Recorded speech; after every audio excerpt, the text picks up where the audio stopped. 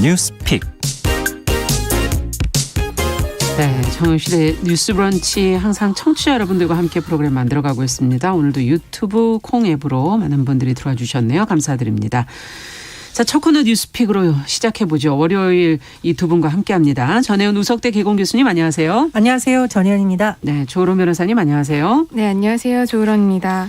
자, 오늘 첫 번째 뉴스는 윤석열 대통령이 최근 여성 전문가들을 장관 후보자로 내정해서 지금 관심이 모아지고 있는데 어떤 부처에 또 누가 발탁이 된 것인지 인선 배경은 무엇인지 등을 좀 들여다보도록 할까요? 정 교수님 좀 정리해 주시죠. 예, 일단 장관 후보자의 경우에는 교육부 장관, 복지부 장관 후보자의 여성 전문가가 최근에 후보로 지명이 됐습니다. 네.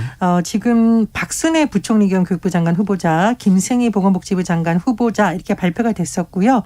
같은 날 장관은 아니지만 식품의약품안전처장 새로운 인물로 오유경 씨가 임명이 되는데 역시 여성입니다. 네. 이 세 인선이 같은 날 발표가 됐어요. 세 명이. 그래서 눈길 한번 끌었었고 또 이후에 이인실 한국여성발명협회 회장이 신임 특허청장 차관급입니다. 내정이 됐다고 29일 밝혔습니다. 그래서 최근 보니까 윤석열 정부 초기에 내각을 구성할 때는 여성이 너무 적다. 네. 차관급 인선에서도 적다라는 비판이 제기된 바 있는데 한번 살펴보면은요. 현재까지 16개 부처 장관이 임명이 됐었는데 네. 이 중 여성은 여성가족부의 김현숙, 중소벤처기업부의 이영, 환경부의 한하진 장관을 비롯해서 3명이 불과한데 만약에 이번에 신임 지명된 후보자들이 청문회를 통과하면 5개 부처의 여성 장관이 네. 자리를 잡게 됩니다. 이럴 경우 1기 내각에서 여성 비율이 27.7%로 높아지게 되는데요. 거의 이제 30% 가까이 예. 오는 거군요. 문재인 네. 정부 1기 내각 때 여성 장관 30%를 표방을 했거든요. 네. 청문회 결과를 봐야겠습니다만 어쨌든 만약 통과되면 이 정도는 높아질 것이라는 전망이 나오고 있고요. 네. 자, 그리고 말씀드렸듯이 그동안 차관급 인사를 한 40명 정도 했었는데 여성이 2명밖에 되지 않았습니다. 그래서 그렇죠. 이번에 특허청장에 여성을 내정한 것도 차관급이니까요. 예, 이런 비판을 인식을 한 것으로 보이고요. 뭐 할당 안배를 하지 않겠다는 식으로 말했던 윤석열 대통령의 인사에 대한 기조가 조금 바뀐 것이 아니냐. 특히 성별의 다양성에 대한 비판이 계속 제기되었기 때문에 그런 부분을 또 일부 반영한 것이 아닌 네. 것이라는 해석이 나오고 있습니다. 다만 여당의 경우에는 국민의힘 김영동 중앙선대위 대변인 논평을 보면 각 분야 최고의 전문성을 가지고 있는 여성이라는 점에서 의미가 있다라고 긍정평가에도 방점을 뒀는데 네. 민주당의 경우에는 지금 보건복지부 장관 후보자인 김승인 후보자에 대해서 비판적 의견이 나오고 있습니다. 이건 이제 여성이라기보다는 여러 가지 의혹 제기인 것 때문에 보이는데요. 네. 어쨌든 민주당 보건복지위원들이 최근 성명을 통해서 내각 인선에 여성이 없다는 국내 비판을 의식해서 부랴부랴 여성 정치인 출신을 내정한 것이라고 또 꼬집기도 했습니다. 네. 각 당의 뭐 반응은 전혀 지금 다르게 나오긴 했는데요. 저희가 한번 보죠. 추가 인선의 방향이 지금 여성인 것 같고 앞으로 여성 인재를 적극적으로 기용할 것이다. 이제 이런 발언들도 나오고 있고요. 두 분은 이런 내용들을 어떻게 보시는지 뭐 윤 대통령의 생각이 좀 달라졌다고 보시는지 두 분 말씀 좀 들어보죠. 조 변호사님께. 일단 이런 변화를 굉장히 긍정적으로 봅니다. 기존에 우리 언론도 계속 비판을 해왔었고 국제 외신들도 이와 관련해서 많은 논평을 냈었었죠. 네. 그래서 이런 부분을 이제 반영을 해서 앞으로는 이제 인선을 할 때도 여성을 이제 적극적으로 기용하겠다라는 부분으로 이제 기조가 바뀐 것 같기 때문에 네. 굉장히 여러 가지 사회의 다양성을 대변할 수 있겠다라는 측면에서 굉장히 바람직하다라고 생각을 하고요. 아무래도 윤 대통령이 기존에는 뭐 서우남이라고 해서 뭐 네. 서울대 50대 남성 위주의 네. 인사였다라는 비판이 굉장히 많았었잖아요. 네. 그런데 그 부분에 대해서 이제 뭐 근거가 뭐 능력 위주로 뽑다 보니 이렇게 되었다라는 식이었는데 네. 사실상 여성들도 굉장히 능력 있는 사람들이 많거든요. 그렇죠. 그렇기 네. 때문에 이번 인사가 단순히 여성을 할당하기 위한 인사가 아니라 능력이 충분히 되는 여성들이 이만큼 있다라는 것을 보여주는 하나의 뭐 사건이라고 볼 수가 있을 것 같습니다. 예. 그리고 이제 윤 대통령 같은 경우에도 지난 24일 국회의장단 이제 접견을 하면서 그 최근 공직 후보자들을 검토하는데 그중에 여성이 있었는데 그 후보자의 평가가 다른 후보자들보다 약간 뒤처졌는데 한 참모가 이 부분에 대해서 이제 여성이어서 기존에 이제 평가를 제대로 받지 못한 게 누적이 돼서 아마 그 정량적인 평가가 좀 낮아졌을 것이다라고 이제 했다고 합니다. 그래서 이제 이때 윤 대통령이 그때 정신이 번쩍 들었다라고 이제 발언을 한 것이 또 화제가 됐었는데요. 그렇죠. 이렇듯이 사실 우리나라에는 구조적인 성불평등 그런 구조적인 차별이 아직까지 그 유리천장이라는 이름 아래에 있을 수 있습니다. 네. 단순히 지금 외형적으로는 성차별이 없다라고도 볼 수도 있겠지만은 그 외형만 볼 것이 아니라 우리가 그 현상 이면에 있는 문제들을 그렇죠. 봐야 되거든요. 네. 과거에서부터 누적돼 왔던 이런 유리천장 문제라든지 그 부분을 이번에 인사를 할 때 고려를 한 것이 아닐까라고 생각이 돼서 굉장히 긍정적으로 긍정적이다. 바라보고 있습니다. 네, 어떻게 보십니까?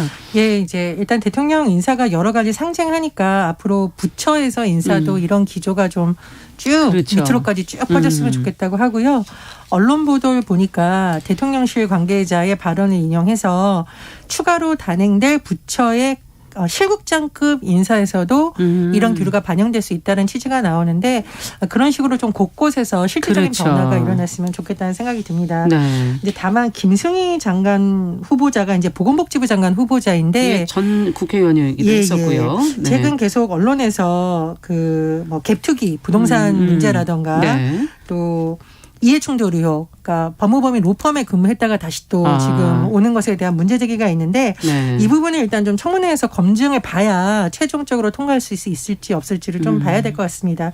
이제 그럼에도 불구하고 사실 뭐 여성이 인재풀이 없다 이 말은 구조적인 문제를 잘 못 본 거죠. 변호사님 네. 지적을 해주셨듯이 그동안 예를 들면 여성들을 승진 기회가 별로 오지 않는 한직에 계속 배치를 했다거나 아니면 능력 발휘하기 어렵죠. 그런 예, 부서에서. 그리고 예. 차관급부터 인사를 해야 나중에 장관급 인사가 나오잖아요. 안 됐던 이런 걸 좀 비판을 의식한 것 같은데 네. 뭐 앞으로 차관급에서도 그렇고 오늘 뉴스 실국장급에서. 보니까 이제 네. 법조계에서도 그렇고 뭐 군에서도 그렇고 그동안 상대적으로 여성 인사들이 저평가되고 제대로 실력 발휘를 하지 못했다라는 분야에서 좀 적극적으로 변화가 일어났으면 좋겠다는 생각이 듭니다. 네, 실질적인 변화가 이제 좀 일어났으면 좋겠다라는 얘기 해주셨는데, 자 이미 지금 업무를 좀 시작한 김현숙 여가부 장관 등을 포함해서 지금 여성 후보자들이 모두 임명되면 앞서 이제 27.7%라고 얘기를 해주셨는데 이 부분도 어떻게 보시는지 항상 그 정권 초기에는 이 비율을 30% 비율에 가깝게 많이 오다가 또 후반부로 가면 또 그것이 흐트러지기도 하고 뭐 여러 가지 모습을 보여주고 있지 않습니까? 어떻게 보십니까, 두 분께서? 이제 비율이 높아진 부분은 굉장히 칭찬할 만한 일이죠. 그런데 네. 아나운서님께서 지적을 하셨다시피 이게 이제 나중까지 유지가 되느냐 아니면 지금 여러 가지 비판들이 나오고 있고 또 지방선거도 앞두고 있다 보니까 그렇죠. 이제 뭐 깜짝 뭐 이벤트 같은 식으로 지금 여성들을 많이 내정을 하는 것이 아니냐 이런 부분은 우리가 좀 주의 깊게 좀 끝까지 살펴봐야 될 필요성이 있다고 네. 봅니다. 교수님께서도 지적을 하셨다시피 여성풀이 없는 것이 아니잖아요. 사실상 저평가되어 있는 여성들도 있고 또 우리가 보지 않으려고 했기 때문에 찾지 않으려고 했기 때문에 여성들을 찾지 못한 것일 수도 있습니다. 네. 그렇기 때문에 이 여성 장관급 인사 비율뿐만 아니라 각 직책에 있어서의 그런 여성들이 얼마나 지금 인사가 되고 있는지는 우리가 이 정권이 계속 진행됨에 따라서 계속 주지하고 지켜봐야 될 문제 같습니다. 네, 어떻게 보세요? 예, 뭐 변호사님 말씀에 적극 공감을 하고요. 또 이제 말 그대로 지방선거 앞두고 너무 이제 비판 여론을 대선 때 나왔던 부분을 조금 잠재우게 한 것이 아니냐는 그런 의혹을 완전히 떨쳐버리려면 선거에 상관없이 좀 됐으면 하고 사실 이제 지자체장들도 과거에는 뭐 여야 가릴 것 없이 다 여성 발탁을 공약으로 많이 내세웠거든요. 사실 지난 대선을 기점으로 이상하게 젠더 갈등이 부각이 되면서 네. 그런 부분이 저는 오히려 이번 선거에서는 축소됐다는 느낌이 듭니다. 그래서 대통령의 이번 인사를 계기로 여도 야도 자치단체에서부터 실무진에서부터 여성 인재들을 많이 길러야 되고요. 특히 사실 제가 이제 뭐 일하다 보면 현장에서 많이 들었던 목소리가 예. 어떤 여성들은 그 부처에 정말 가고 싶어 하는데 여기 힘들어서 안 돼라는 이유로 마치 배려하는 듯이 계속 배제되는 부서들도 있거든요. 본인이 할 수 있다고 하는데도. 그래서 그런 편견을 좀 버리고 그런 여러 가지 부서에서 여성들이 일할 수 있는 기회가 좀 많아졌으면 합니다. 네. 그리고 저는 또 한 가지 아쉬운 점은 이번에 여성들을 이제 대거 인선에 포진시키는 건 굉장히 바람직한 시도인데 그 윤석열 대통령이 후보 시절에 말씀을 하셨던 뭐 30대 장관이라든지 아니면 지역적인 불균형은 여전히 지금 인사 문제에서 남아있다고 보거든요. 그렇기 때문에 뭐 전문적인 지식을 갖고 있고 전문성을 충분히 갖춘 뭐 30대라든지 40대 그리고 그 지역별 균형까지 좀 인사를 계속 함에 있어서 좀 이런 것들도 지켜봐 주셨으면 좋겠다라는 말씀을 드리고 싶습니다. 네, 여성 비율만이 아니라 세대 간의 그런 어떤 비율이라든가 다양성을 지금 여러 가지 측면에서 얘기해 주셨어요. 지역적인 균형 측면에서도 이 부분에서도 정 교수님께서 하실 말씀이 더 있으실 것 같아요. 이제 박지원 전 국정원장이 최근 SNS에 그런 글을 올렸어요. 여성 인선 뭐 지적 받으니까 빨리 한 거는 참 뭐 긍정 평가한다라고 했는데 호남 인선 왜 어렵냐 이렇게 약간 꼬집기도 했고 그렇죠. 강원도를 비롯한 일부 지역들도 사실 뭐 주요 인선에서 그렇게 많지 않아요. 그래서 기왕 좀 다양성을 대통령이 검토하기로 했다면 말씀해 주셨듯이 지역에 대한 균형도 좀 잡아주는 그런 노력이 필요하다고 봅니다. 네, 여성이 사실 그 자리가 사람을 만든다는 말이 있어서 기회가 주어져야 그만큼 또 인재가 양성되지 않을까 하는 그런 생각도 들기도 하고요. 앞으로도 여성 인재 양성에도 좀 근본적으로 신경을 써주시면 좋겠다는 생각도 드네요. 자, 두 번째 뉴스로 좀 가보겠습니다. 인천국제공항 터미널에서 지금 2달 넘게 노숙하는 에티오피아인들이 있다고 그러는데 이게 어떻게 된 건지 내전을 지금 피해서 난민 신청을 했는데 심사를 거부당했다. 지금 이렇게 얘기를 하고 있거든요. 보도 나오는 내용이. 자, 어떤 상황인지 조 변호사님께서 지금 이 난민과 관련된 법제는 또 어떻게 됐는지까지 좀 같이 좀 들여다봐 주시면 좋겠습니다. 네, 이제 지난 3월 중순에 인천국제공항에 에티오피아 국적 난민 신청자가 이제 5명이 도착을 했습니다. 이제 이들이 이제 에티오피아 암하라족 출신으로요. 지난 2020년 이후 에티오피아 연방정부 그리고 반군인 티그라이 인민해방전선 간에 이제 분쟁이 계속되어 있다 보니까 에티오피아 내 종족 간의 갈등으로 이제 생명의 위협을 받아왔다고 주장을 하면서 난민 신청을 한 겁니다. 그럼 우리나라에 이제 입국을 해서 난민 신청을 이제 하게 되는데 이 난민 신청을 함에 있어서 이제 우리나라 법무부 산하 인천공항 출입국 외국인 청이 이제 심사를 하게 됩니다. 그런데 이제 지난달 4월 8일 난민 인정 심사를 받을 수 없다는 불회부 결정을 내렸습니다. 이제 법무부가 이들 앞으로 보낸 통지서에는 그 난민법 시행령 5조 7항을 이유로 들고 있었는데요. 어떤 내용입니까? 이 5조 7항을 보면 오로지 경제적인 이유로 난민 인정을 받으려는 등 난민 인정 신청이 명백히 이유 없는 경우라고만 이제 되어 있어요. 그래서 여기 이제 해당해서 난민 심사에 넘기지 않는다라는 건데요. 이렇게 되면은 이제 심사 대상이 아닌 것으로 걸러지다 보니까 난민인지 아닌지 여부를 가릴 것 없이 이 심사 자체에 이제 회부하지 않겠다라는 결정인 겁니다. 어떻게 보면은 이제 간이 심사인 거고 이제 정식 심사까지 가지 못한 상태에서 사전에 막혀버린 끝난 겁니다. 것이다. 그러면 이제 이 사람들이 돌아가야 되는데요. 이제 돌아가게 된다면은 이제 내전인 상황도 있고 뭐 생명의 위협이 있다라고 하니까 처벌도 받을 가능성도 농후하잖아요. 그렇기 때문에 이제 돌아갈 바에는 이제 공항에 남겠다라는 편을 택했고요. 그러다 보면 이제 우리나라 국내 입국은 못하게 돼서 인천국제공항 제1터미널 28번 게이트에서 이제 임시로 거처를 하게 됩니다. 그러면서 이제 유엔 난민 기구의 도움을 청했고요.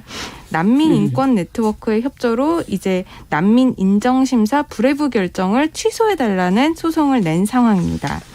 그래서 이제 5월 26일 날 인천지방법원에서 이제 불회부 결정 취소 소송이 열렸었는데 이제 재판부는 그 우리나라 법무부 출입국 관련 결정에 대해서 좀 비판적인 목소리를 냈습니다. 이제 불회부 결정이 너무 가혹한 행위 아니냐라고 하면서 난민 인정 심사 자체를 안 하는 명백한 사유가 과연 있는 것이냐라는 식으로 말을 한 거죠. 그러면서 우리 공항에서 이 기나긴 절차를 기다리며 버텨야 한다는 것이 너무 가혹한 행위다라고 했고요. 또 진짜 난민이면 어떡할 것인지 부분에 대해서 굉장히 비판적인 어조로 이제 재판부의 입장을 이제 말을 했다라고 합니다. 네. 그래서 최종적으로는 재판부가 이제 불회부 결정을 이제 직권으로 취소하라라는 내용의 조정 권고안을 제시를 한 건데요. 이렇게 되면 이제 우리나라 법무부 외국인청이 자체적으로 그 난민에 대한 그 난민 인정 불회부 결정을 직권 취소할 것인지 이제 검토를 해야 하고요. 네. 만약에 외국인청이 이 결정을 직권으로 취소를 한다고 한다면 예. 이제 이 사람들이 이제 정식 난민 인정 심사를 이제 받게 되는 겁니다. 지금 이 에티오피아 상황이 어떤지 한번 글쎄요. 보면요. 예, 좀 알아야 될 것 같은데. 미국 비영리 단체 무장 충돌 지역 및 사건 데이터 프로젝트라는 그 단체가 있는데 네네. 여기에서 이제 지난해 1월 1일부터 올해 2월 1일까지 약 한 13개월 동안 이 에티오피아 내에서 전투가 1099건이 일어났었다고 하고요. 민간인 대상 폭력행위가 352건, 사망자가 8,894명이 발생했다고 밝혔고요. 네. 또 유엔 난민기구가 이에 대해서 지난 3월에 에티오피아에서 피신하는 국민을 강제 소환하지 말고 그 난민법에 따라서 공정하고 효율적인 절차를 통해서 심사를 하라고 전 세계에 지금 요청을 하고 있는 상황입니다. 그럼에도 불구하고 우리나라에서는 이제 난민으로 인정할지 말지 그 정식 심사에도 붙이지 못하게 하는 그 네. 불회부 결정을 한 부분에 있어서 이렇게 비판적인 지금 여론이 나오고 법적으로는 있습니다. 난민이 어떻게 이 개념을 어떻게 봐야 될까요? 이제 우리나라에서는 예. 이제 난민으로 인정을 받으려면요. 네. 5가지 요건을 이제 있어야 됩니까? 있어야 됩니다. 이제 기본적으로는 이제 국적국 밖에 있는 사람으로 이 국적국에 돌아가면 위해를 당할 것이 두려워서 돌아갈 수가 없어야 되는데 네. 이 위해라는 게 심각한 인권 침해에 해당해야 되고요. 이 심각한 인권 침해에도 불구하고 그 해당 국에 보호가 없어야 됩니다.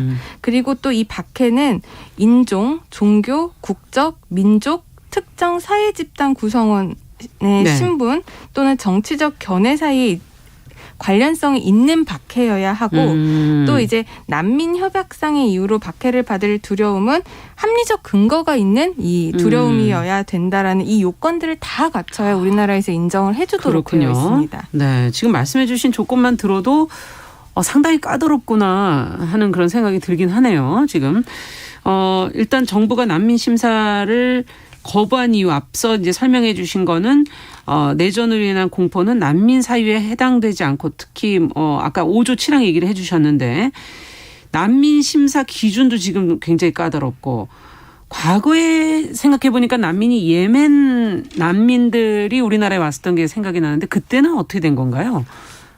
제가 조금 더 설명을 듣고서 할까요? 예. 우리나라에서 이제 외국인들이 난민으로 들어오잖아요. 네. 그럼 이제 입국 심사를 할 때 난민 신청 접수를 하게 됩니다. 그렇죠. 그럼 난민 신청 접수를 하면 난민 심사를 할지 말지를 회부하는 심사를 한번 하고요. 예. 이 회부하는 심사를 통과를 해야 난민 심사를 하게 됩니다. 그런데 지금 오늘 말씀드린 사례는 이 회부할지 말지 결정에서 회부를 안 하겠다고 결정을 내린 거죠. 건데 네. 그렇게 되면은 이제 아예 이 사람들은 실질적인 심사를 받지 못하는 상황이 돼버리는 거죠. 그럼 예멘 난민들은 어떻게 된 겁니까? 예멘 난민들은 옛날에 2018년도에 이제 예. 제주도에 예멘 난민들이 이제 500명 정도가 대거 이제 들어오면서 문제가 됐었던 건데 예. 그 당시에 이제 이슬람 종교에 대한 그런 혐오증이라든지 그렇죠. 이제 반이민 정서가 많이 있었기 때문에 이 부분이 이제 난민으로 인정을 해줘야 된다 말아야 된다라고 했는데 네. 국제적인 기류가 이제 예멘에 대해서는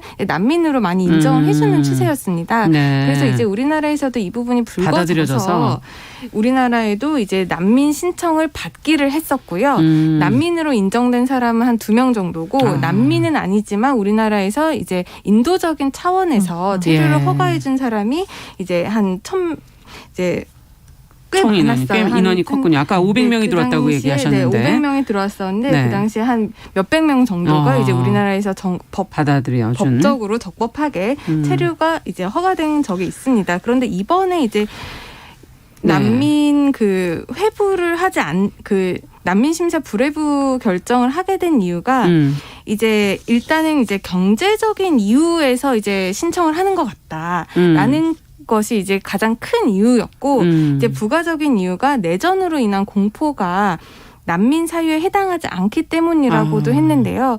일단 내전으로 인한 난민 신청은 우리나라에서 잘 받아들여지지 않고 내전이 아니고 있습니다. 이제 뭐 전쟁이라든가 이런 다른 외부적인 상황일 때 그걸 받아들여주지만 내전이라기보다는 정치적으로 박해를 받거나 아니면 종교적으로 그렇군요. 어떤 박해를 받을 때, 그러니까 박해를 받을 때는 이제 난민으로 전쟁보다는. 인정하는데 전쟁이나 내전으로는 잘 받아들여지지 않고 있어요. 그 이유가 뭐냐면 내전이나 전쟁 같은 경우는 어떤 특정 사람에 대한 박해가 아니라 그 환경 때문이다. 그러니까 모두가 다 받는 그 안에 거다. 있는 모든 보편적인 국민들이 그 어려움을 다 받기 때문에 특정인만을 난민으로 우리가 받아줄 구제해줄 수가 수는 없다. 없다라는 그런 취지 때문에 내전 관련해서는 난민을 잘 받아주지 않고 있는 상황입니다. 네.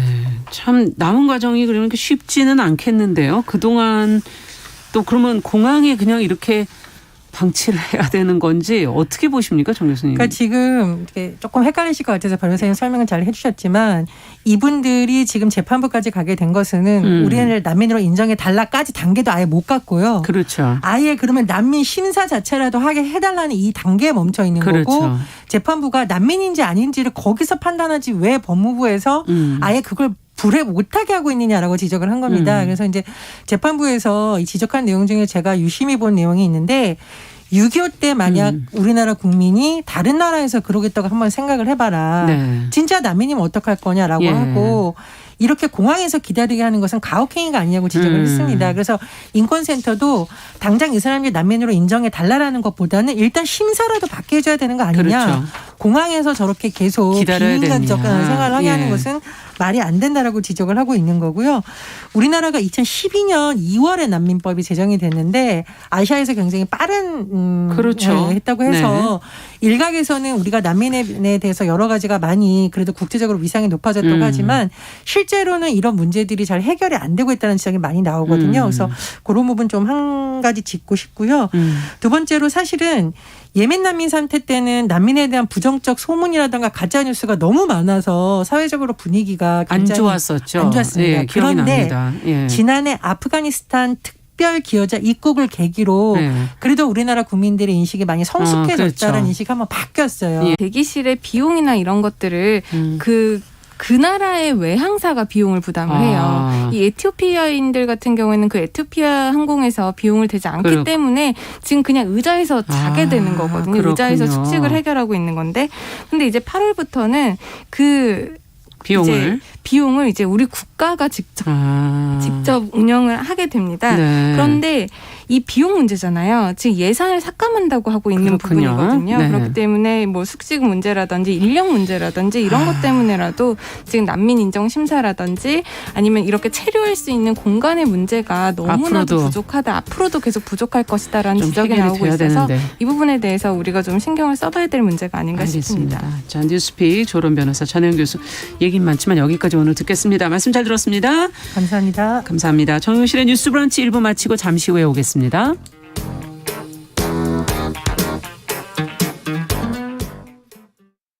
지금 시각은 11시 30분입니다. KBS